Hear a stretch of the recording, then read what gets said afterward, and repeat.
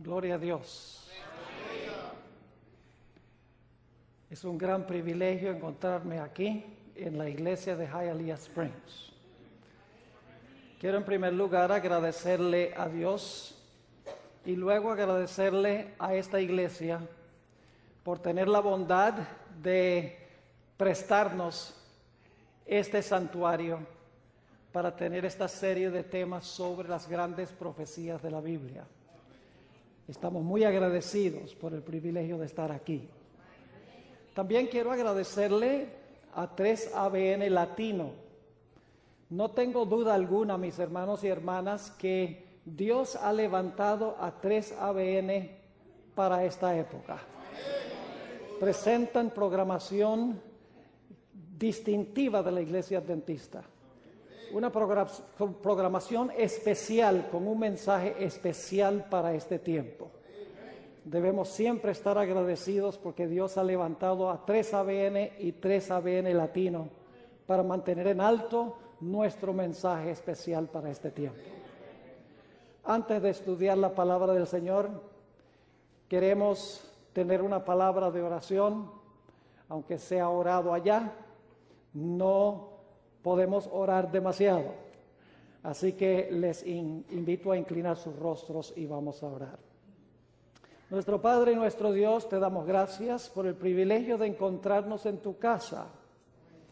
Gracias porque nos has dado las profecías de la Biblia, donde podemos tener certeza de que el Dios que actuó es el mismo Dios que actuará. Padre, bendice nuestro estudio de hoy. Abre mentes y corazones. Te damos gracias por escuchar nuestra petición, porque te lo pedimos en el precioso nombre de tu Hijo, Cristo Jesús. Amén. Los libros de Daniel y Apocalipsis están repletos de lenguaje simbólico. Hombres metálicos, bestias salvajes, cuernos misteriosos que hablan, acciones extrañas, tales como comerse un libro que es dulce en la boca y amargo en el vientre. Números misteriosos llenan las páginas de estos libros apocalípticos. Obviamente, a fin de entender estos libros, es necesario descifrar o descodificar el lenguaje simbólico que se emplea.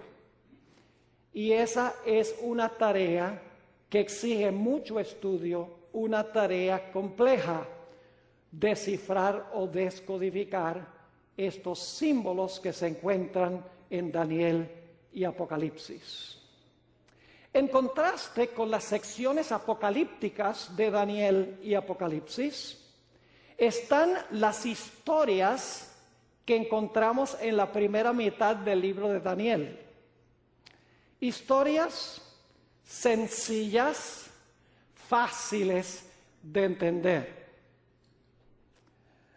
¿Quién no puede recordar, si ha sido adventista toda la vida, la historia de los 3 jóvenes que fueron librados del horno de fuego?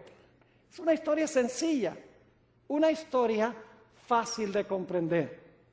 ¿Quién podría olvidar la historia de Daniel cuando fue echado al foso de los leones? Desde el tiempo que estuvimos en la escuela sabática, hemos estudiado estas historias sencillas, claras, y sin embargo con un clímax espectacular. Es decir, que hay una diferencia entre las secciones apocalípticas de Daniel y del libro de Apocalipsis y las historias que encontramos en la primera mitad del libro de Daniel. No obstante, es importante que recordemos que estas historias que encontramos en el libro de Daniel, que se encuentran en el capítulo 1, el capítulo 3, 4, 5 y 6, son más que historias que ocurrieron en un lejano pasado. En realidad, las historias del libro de Daniel ilustran las profecías del mismo libro.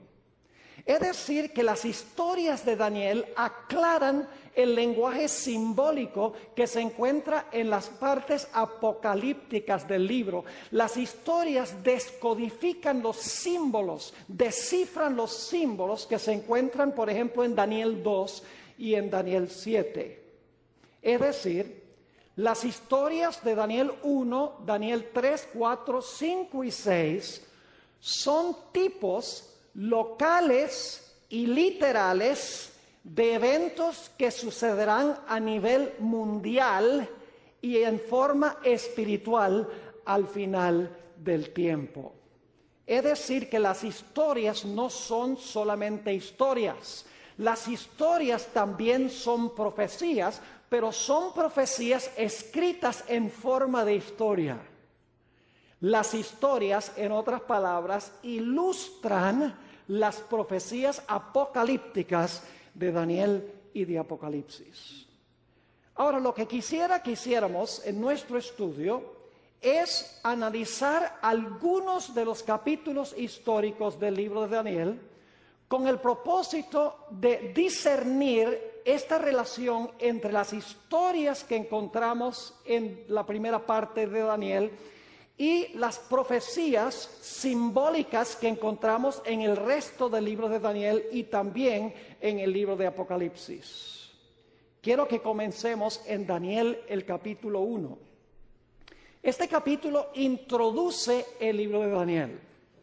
Básicamente, al estudiar este capítulo, nos damos cuenta que se coloca el marco para el conflicto que se va a realizar en el libro de Daniel. Al leer los versículos 1 y 2, vemos una lucha entre dos reyes, Joacim y Nabucodonosor. Una lucha entre dos dioses, Jehová y Marduk. Una lucha entre dos ciudades, Babilonia y Jerusalén. Una lucha entre dos templos, el templo de Dios y el templo de Marduk. Y una batalla entre dos pueblos, el pueblo de los hebreos y el pueblo de los babilonios. Es decir, el primer capítulo de Daniel demarca los dos batallones que están involucrados en el conflicto que describe el libro de Daniel. Claramente, al leer este capítulo, vemos el contraste entre los hebreos y los babilonios, el verdadero Dios y los dioses falsos de Babilonia. Cuando leemos con cuidado el capítulo 1 del libro de Daniel, nos damos cuenta que el rey Nabucodonosor procuró cambiar la conducta del remanente de Dios de 4 diferentes maneras. En primer lugar, encontramos en el capítulo 1 que el rey Nabucodonosor matriculó a Daniel y a sus compañeros en la escuela de Babilonia, en la Universidad de Babilonia, con el fin de enseñarles la filosofía, la cultura, el lenguaje y la religión de Babilonia, con el fin de lavarles el cerebro con un nuevo sistema de educación. Pero nos damos cuenta que los jóvenes nunca emplearon los métodos que usaron los otros alumnos. Siempre que eran llamados, usaban la oración como el método para determinar la voluntad de Dios. Nunca usaron la adivinación, no dejaron que sus mentes fueran lavadas por el sistema educativo de Babilonia. En segundo lugar, el rey procuró influir sobre la mente del remanente, subrayándoles que el Dios de él era superior al Dios de ellos. El espíritu de profecía dice que el rey le declaró a los jóvenes: si el Dios de ustedes es más grande que el Dios mío, ¿por qué es que ustedes están cautivos y yo soy el soberano? Daniel 1, 1 y 2 dice claramente que Jehová entregó a estos jóvenes en manos del rey. Pero las apariencias indicaban que el dios Marduk era más poderoso que Jehová porque sus siervos estaban cautivos en Babilonia. La tercera forma en que el rey procuró influir sobre la mente del remanente de Dios fue transformando su dieta. Dice que el rey estableció qué iban a comer y qué iban a beber. Pero los jóvenes dijeron, no, nosotros comemos y bebemos lo que Dios manda en su palabra. Rehusaron beber el vino de Babilonia, un tema que reaparecerá en el libro de Apocalipsis. En cuarto lugar, el rey procuró influir sobre las mentes del remanente a través del cambio de sus nombres. Los nombres de los jóvenes eran nombres hebreos, nombres que glorificaban y honraban al Dios verdadero. Pero el rey le cambió los nombres, lo pueden leer en el capítulo 4 y el versículo 8, en honor de los dioses de Babilonia, porque tenía el propósito de que mientras ellos escucharan esos nombres vez tras vez, llegasen a reflejar las características de Babilonia y específicamente de los dioses de Babilonia. Es decir, había un programa específico de parte de Babilonia para cambiar el modo de pensar del remanente de Dios, llevándolos en primer lugar a estudiar en la escuela de Babilonia para cambiar su filosofía de la vida. En segundo lugar, subrayando que el Dios de Babilonia era superior al Dios de Israel. En tercer lugar, llevándolos a beber el vino de Babilonia con el fin de entorpecer su mente y luego cambiándoles los nombres. En la Biblia el nombre es un indicio del carácter. Pero el capítulo 1 nos dice que aunque el rey hizo todas estas cosas, no le pudo cambiar la forma de pensar del remanente. Porque el remanente era fiel a Dios. Dice la Biblia que Daniel, y podemos entender que también sus compañeros, propusieron en su corazón que no se iban a contaminar con Babilonia. Decidieron desde los días de su juventud que iban a ser fieles a Dios, aún a riesgo de la muerte. Es decir, en el capítulo 1 ya descubrimos las características entre Babilonia y el remanente. El remanente de Dios va a ser fiel en las cosas grandes, en las cosas pequeñas, y van a mantener su mente separada de la contaminación del mundo. Van a ser fieles a Dios aunque se desplomen los cielos. Ahora queremos ir al capítulo 3. Vamos a ver si determinamos la conexión entre el capítulo 3 y el cumplimiento final de las profecías. En realidad, Daniel, el capítulo 3, prefigura o ilustra en forma de historia Apocalipsis, el capítulo 13 y los versículos 11 al 18. Es decir, que Apocalipsis 13, 11 al 18 tiene una serie de símbolos. Pero la historia de Daniel 3 es una ilustración en forma de historia de esos símbolos. Es decir, que cuando ponemos la historia con los símbolos podemos entender el significado de los símbolos. Vamos a mirar algunas características que encontramos en el capítulo 3 de Daniel que se relacionan con el conflicto final. En primer lugar, nosotros sabemos que el rey no le gustó la perspectiva de la historia que había presentado Dios en Daniel 2.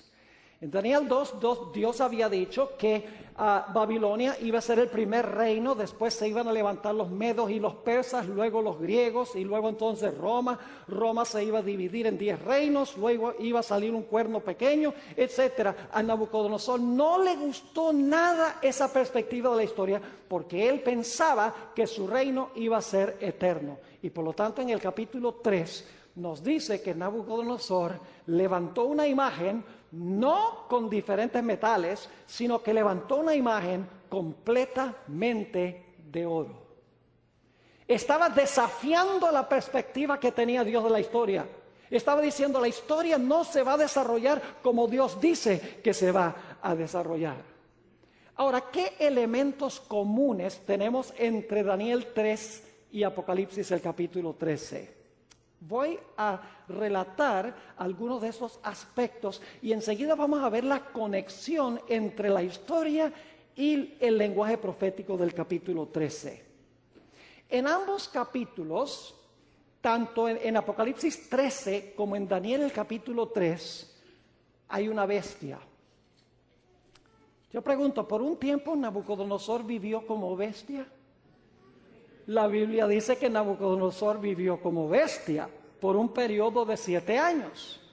Y luego, Nabucodonosor levantó una ¿qué? Levantó una imagen. Enseguida empezamos a captar algo interesante aquí. Bestia, imagen. ¿A dónde en la Biblia encontramos tal simbología?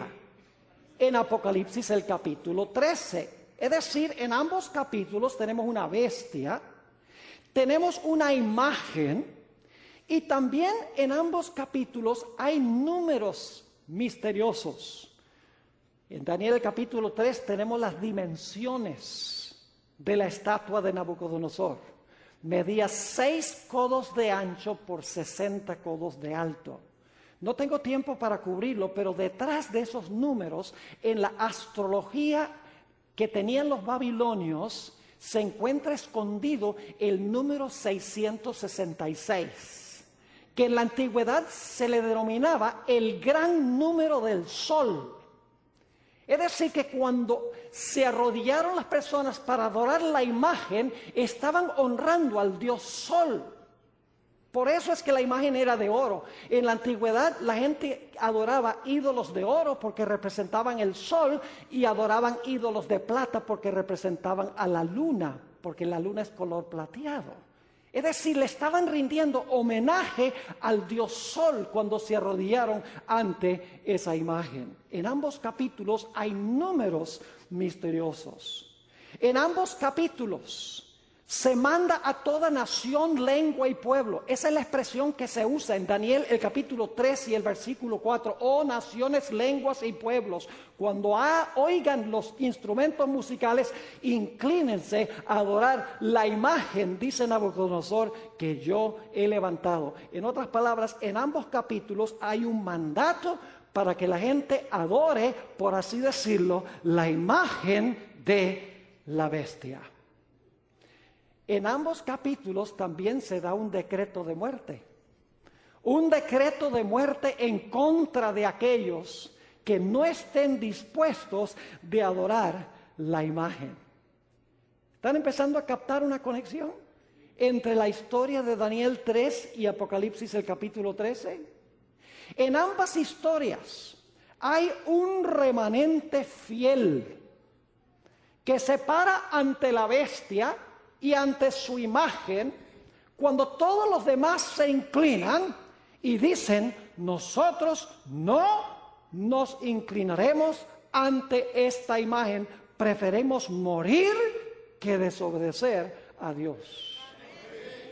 En ambos capítulos hay un zarandeo. ¿Saben ustedes que en Daniel capítulo 3 había más hebreos allí que los 3 jóvenes? Porque en el capítulo 1 nos dice que fueron llevados a Babilonia muchos varones hebreos. Fueron llevados para servir en la corte del rey. Y sin embargo, en el valle de Dura, solamente 3 de esos jóvenes se mantuvieron en pie. Hubo un zarandeo. La mayoría, inclusive del pueblo de Dios, se inclinó ante la imagen que había levantado el rey Nabucodonosor. En ambos capítulos el conflicto tiene que ver con la ley de Dios y con la adoración. Particularmente con los primeros 4 mandamientos de la santa ley de Dios. Los primeros 4 mandamientos describen nuestra relación con Dios.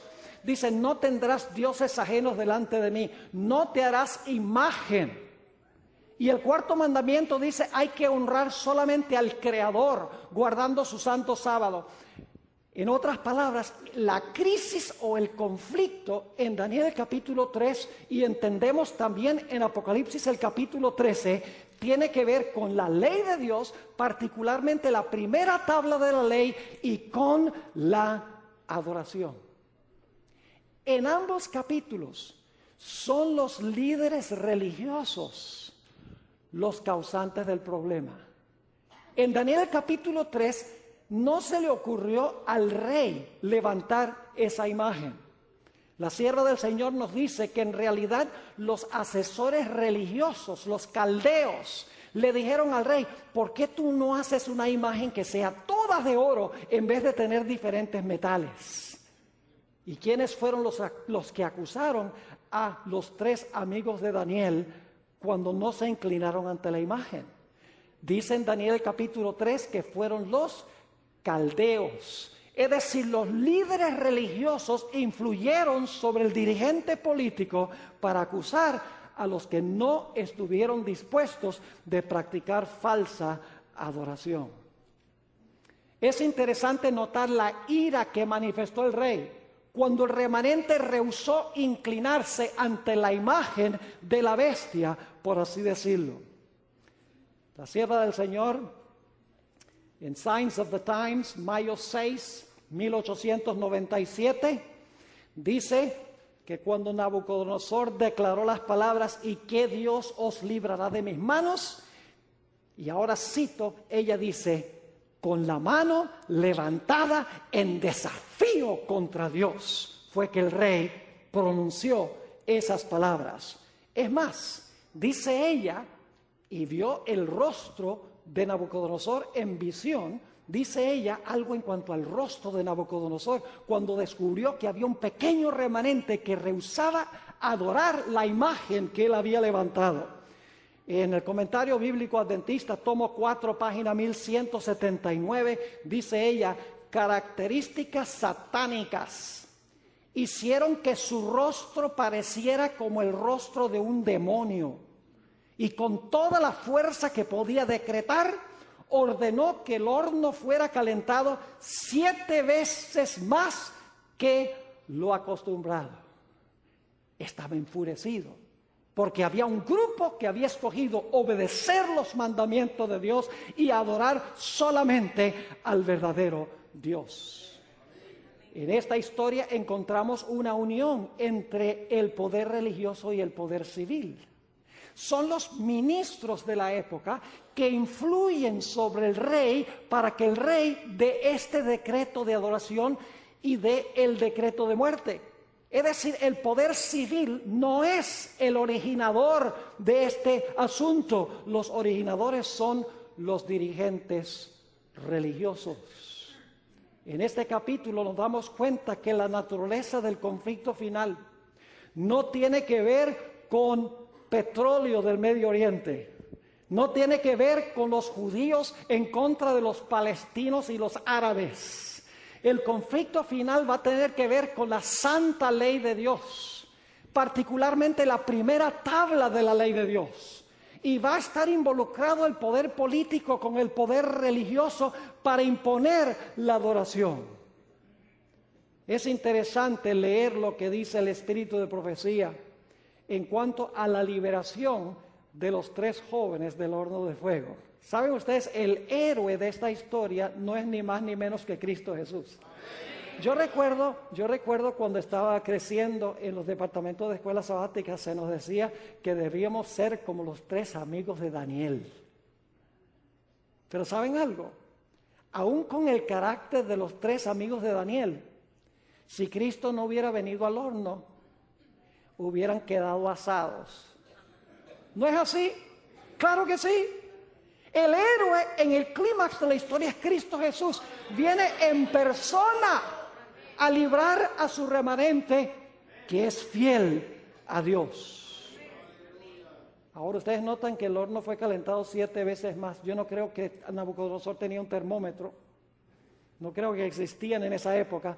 Lo que quiere decir es que el horno fue calentado al máximo, hasta su totalidad, donde no se podía calentar más. Yo pregunto, Daniel, los 3 compañeros de Daniel, su fe fue probada severamente. ¿Pasaron ellos por una tribulación cual no habían visto desde que habían vivido? Claro que sí.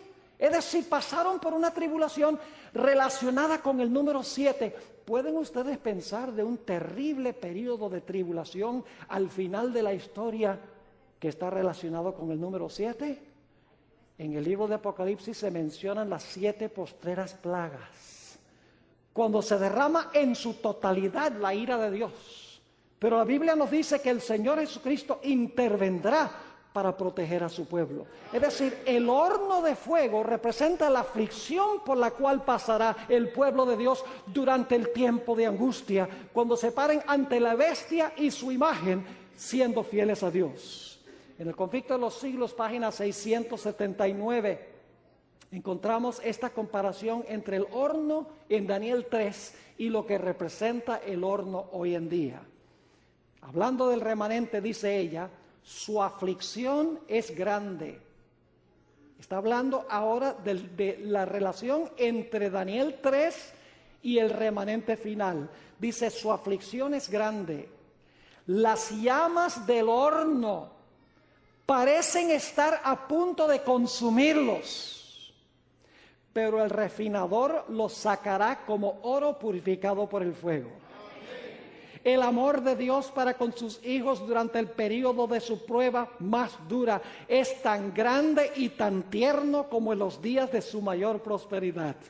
Pero necesitan pasar por el horno de fuego. Debe consumirse su mundanalidad para que la imagen de Cristo se refleje perfectamente. Yo pregunto entonces, ¿Daniel 3 es solamente una historia? No. Daniel 3 es una ilustración de la profecía de Apocalipsis 13, pero en forma de historia. Es fácil de entender porque es una historia. Lo único que tenemos que hacer entonces es ir a Apocalipsis el capítulo 13 y conectarlo con Daniel 3 para entender exactamente cómo se va a desenvolver el conflicto final. Ahora escuchen bien. En Daniel el capítulo 3, el Israel literal estaba literalmente cautivo en la Babilonia literal. El rey literal se comportó como una bestia literal, levantando una imagen literal, y manda a todos a inclinarse literalmente ante la imagen literal. Un remanente de los judíos literales rehúsa inclinarse literalmente ante la imagen literal para adorarla. Como resultado son echados en un horno de fuego literal, calentados 7 veces más literalmente, y los jóvenes son librados por Cristo de la incineración literal. Es decir, lo que pasó en Daniel 3 sucedió localmente y literalmente con los judíos literales. Pero esa historia ahora llega a tener una interpretación simbólica o espiritual global, mundial, con el pueblo de Dios en todo el planeta Tierra al final de la historia. Ya Babilonia no es Babilonia literal, Babilonia es un sistema mundial. Ya el remanente de Dios no son 3 judíos literales, sino que representa el pueblo fiel de Dios a nivel mundial. La imagen ya no es una imagen literal, sino que es un concepto. La bestia ya no es una bestia literal, sino que representa un poder. Es decir, que lo que sucedió local y literalmente en Daniel capítulo 3 se cumple a nivel global y espiritual al final de la historia. La sierva del Señor tiene una cita muy interesante que se encuentra en el tomo 14 de un documento, un libro que se llama Manuscript Releases, página 91, donde ella hace una conexión muy interesante. Ella entendió que había una conexión entre la imagen de Nabucodonosor y el dios Sol, y lo que va a suceder al final de la historia, ya no con el sol literal, sino con algo simbólico, con el día del sol. Quiero leerles esa cita, muy interesante, y no es la única, tiene muchas otras. Dice ella, se ha levantado un sábado idolátrico así como se levantó una imagen de oro en el valle de Dura. ¿Qué está comparando? Al final de la historia con Daniel 3. Sigue diciendo, y como Nabucodonosor, rey de Babilonia, decretó que todos los que no se inclinaran y adoraran la imagen fueran muertos, así también se dará una proclamación de que todos los que no reverencien la institución del domingo sean encarcelados y muertos. Y siempre que yo hago esta comparación, la gente dice, pero pastor, ¿cómo puede haber una comparación entre adorar el sol y adorar en el día del sol? Y yo sencillamente les explico de esta manera. Les digo, ¿quién creó el sol? Y claro, la respuesta viene, Dios. ¿Lo creó para la adoración? No. ¿Qué pasa si usted convierte el sol en un objeto de adoración? ¿Cómo se llama eso? Idolatría. Ahora yo pregunto, ¿quién creó el primer día de la semana? Dios. ¿Lo creó para la adoración? Entonces, ¿qué sucede si usted lo convierte en un día de adoración? Idolatría. Porque cualquier cosa que el hombre crea para la adoración, que Dios no hizo para la adoración, es idolatría. No importa si es un objeto o si es un día. El principio es igual. Así que sabemos cuál va a ser la crisis final. Ahora vamos a Daniel, el capítulo 5. Esta historia de la caída de Babilonia. Y vamos a avanzar un poquito más rápido porque el reloj no perdona. El mayor enemigo en la televisión es el reloj. Porque como que marcha el doble de rápido. Pero vamos a Daniel, el capítulo 5. Daniel 5 es la base para entender Apocalipsis, el capítulo 17. Es decir, que entendemos Apocalipsis 17 de una forma mucho más fácil si entendemos la historia de Daniel, el capítulo 5. Permítame hacer los paralelos. En ambos capítulos, Babilonia está sentada sobre las muchas aguas del río Éufrates. Babilonia antigua estaba sentada sobre el río Éufrates. En Apocalipsis dice que la ramera que se llama Babilonia está sentada sobre ¿qué? Muchas aguas. Pero fíjense que en el Antiguo Testamento eran aguas literales.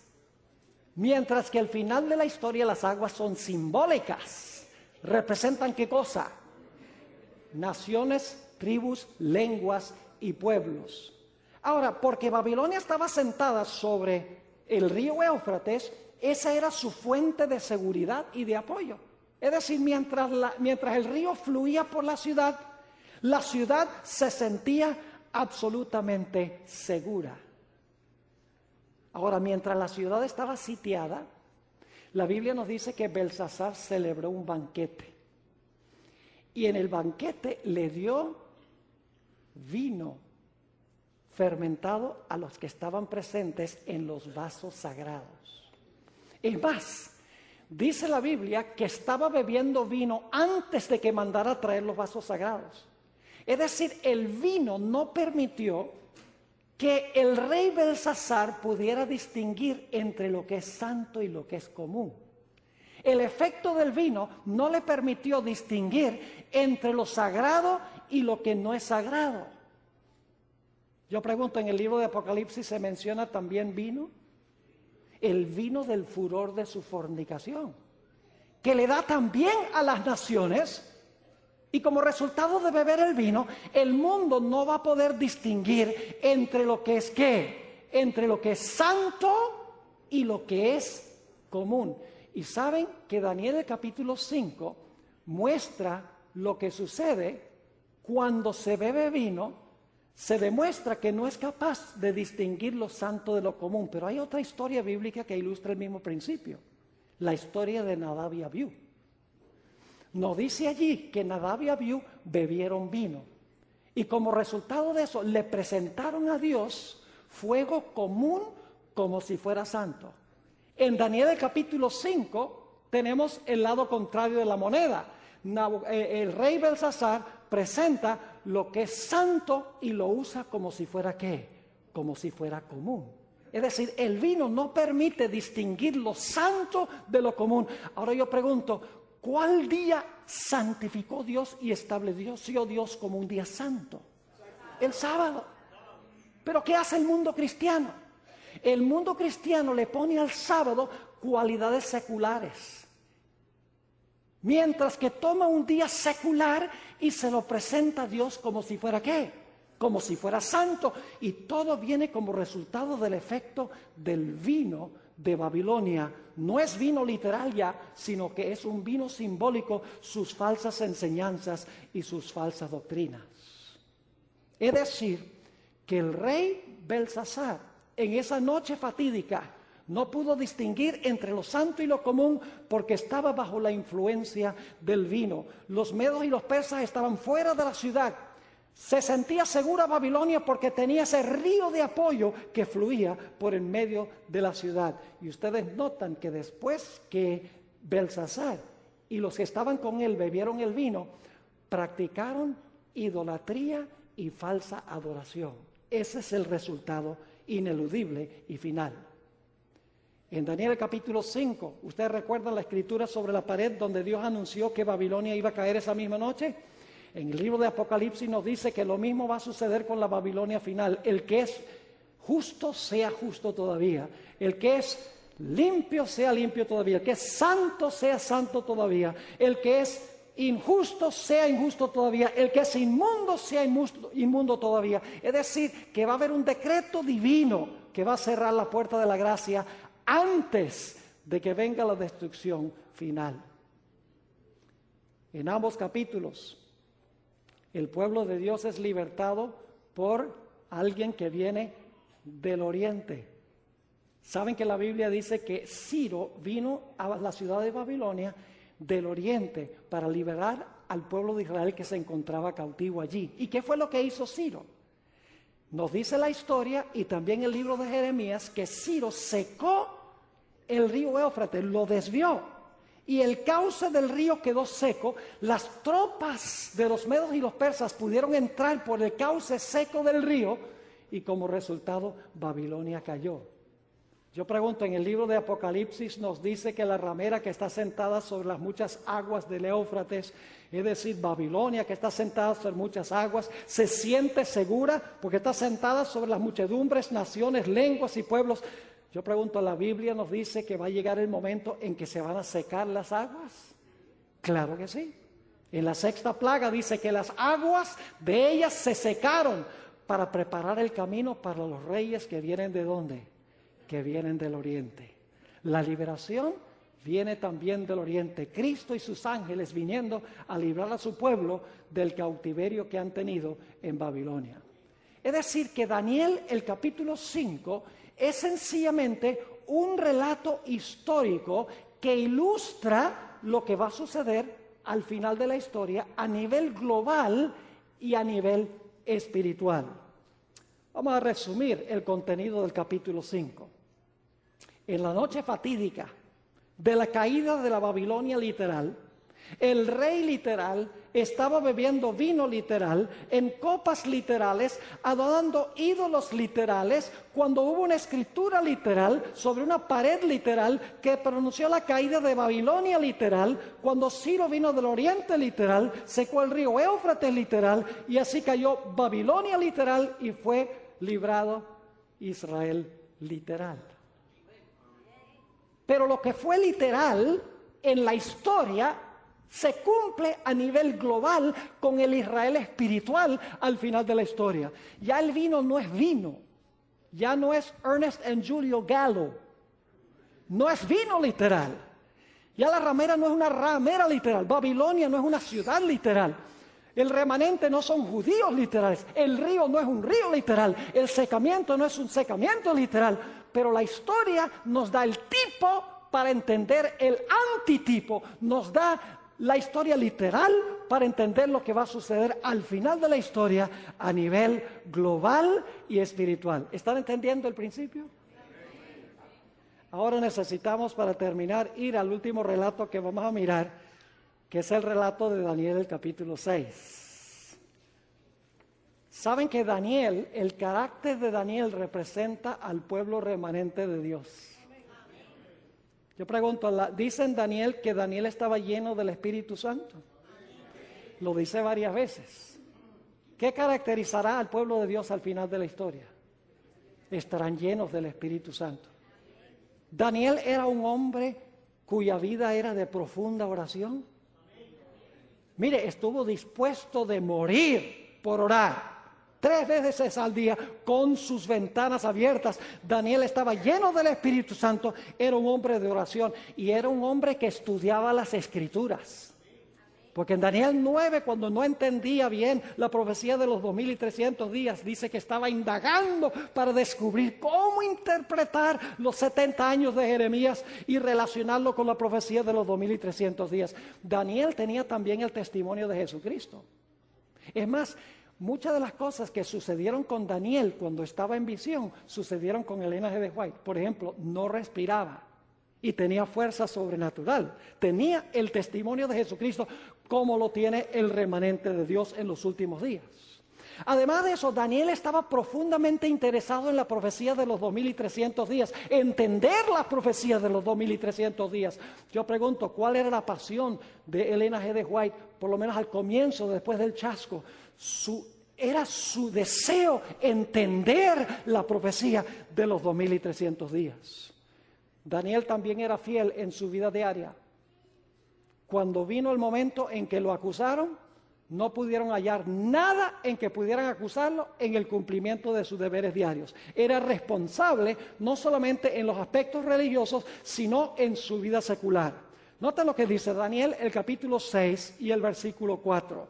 Daniel 6 y el versículo 4, hablando de la actitud de los enemigos, dice: entonces los gobernadores y sátrapas buscaban ocasión para acusar a Daniel en lo relacionado al reino, mas no podían hallar ocasión alguna o falta, porque él era fiel y ningún vicio ni falta fue hallado en él. Eso caracterizará al pueblo de Dios en el tiempo del fin. Como no podían hallar en Daniel ninguna falla en desobedecer los últimos 6 mandamientos de la ley de Dios, dijeron: tenemos que hallar la acusación en los primeros 4. Note lo que dice Daniel, el capítulo 6 y el versículo 5. Fíjese que en todos estos capítulos tiene que ver con adoración, ¿sí o no? Tiene que ver con la ley de Dios, sí. ¿Cuál va a ser la naturaleza del conflicto al final de la historia? ¿Por el petróleo del Medio Oriente? Come on, eso no tiene nada de espiritual. ¿Va a ser una guerra entre los judíos literales y los palestinos? No, es una guerra que tiene que ver con asuntos de adoración y la santa ley de Dios, especialmente los primeros 4 mandamientos de la ley de Dios. Daniel 6 y el versículo 5 dice: entonces dijeron aquellos hombres: no hallaremos contra este Daniel ocasión alguna para acusarle, si no lo hallamos contra él en relación con ¿qué? Con la ley de su Dios. El dragón se airó contra la mujer y se fue a hacer guerra contra el remanente de la simiente de ella, los cuales guardan los mandamientos de Dios y tienen el testimonio de Jesucristo. El conflicto final tendrá que ver si adoramos al que hizo el cielo, la tierra, el mar y las fuentes de las aguas, o si adoramos a la bestia y su imagen. Tiene que ver con los primeros 4 mandamientos, primordialmente de la ley de Dios, y especialmente el 4º mandamiento. Yo pregunto, ¿tenemos una unión en Daniel capítulo 6 entre el poder civil y el poder religioso? Claro. El rey está imponiendo una ley ¿qué? Una ley religiosa.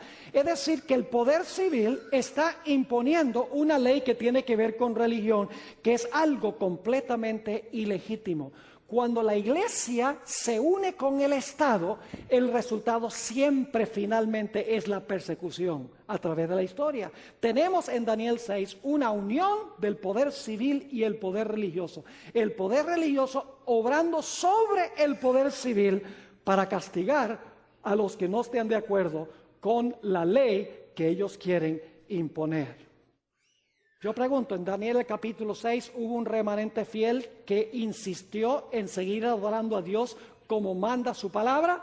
Claro que sí. Daniel dijo, no, yo voy a abrir las ventanas 3 veces al día, voy a orar a mi Dios, porque ningún poder civil puede decretar que no se puede orar a otro Dios durante un periodo de 30 días, porque la adoración y la oración es un deber que le pertenece a Dios, no le pertenece al poder civil. Ustedes notan que también se dio un decreto de muerte firmado que presagia lo que va a suceder al final de la historia también. Y dicho sea de paso, la idea de esta ley no fue la idea del rey de los medos y los persas, no fue la idea de Darío, fue la idea de sus asesores políticos y religiosos. Ahora quiero compartir con ustedes, ya para terminar, un dato muy interesante. Hay una palabra muy importante que encontramos en el libro de Daniel, que se usa 4 veces en Daniel 3, se usa 5 veces en Daniel 6 y se usa en Daniel 11:41 y Daniel 12 y el versículo 1. Son los únicos lugares en Daniel a donde aparece esta palabra. Es la palabra librar. La palabra librar. El hecho de que esta palabra aparece solamente en Daniel el capítulo 3, en Daniel el capítulo 6 y en Daniel el capítulo 12 indica claramente que estos capítulos están interconectados. Por ejemplo, en Daniel el capítulo 3, el rey Nabucodonosor pregunta, ¿qué Dios os librará de mis manos? Los jóvenes dicen, nuestro Dios nos puede librar. Y luego dice, y nos librará. Y finalmente, cuando los jóvenes salen del horno, Nabucodonosor dice que Jehová envió su ángel para librar a sus siervos. En Daniel, el capítulo 6, encontramos otra vez lo mismo. Encontramos la idea de que Dios es un Dios que libra. Dice en Daniel capítulo 6 que el rey procuró hasta la puesta del sol librar a Daniel para no tener que echarlo al foso de los leones. Luego el rey le dice a Daniel que tu Dios te libre porque yo no puedo. Después que pasa la noche, el rey viene al foso, le dice a Daniel, ¿te ha podido librar tu Dios?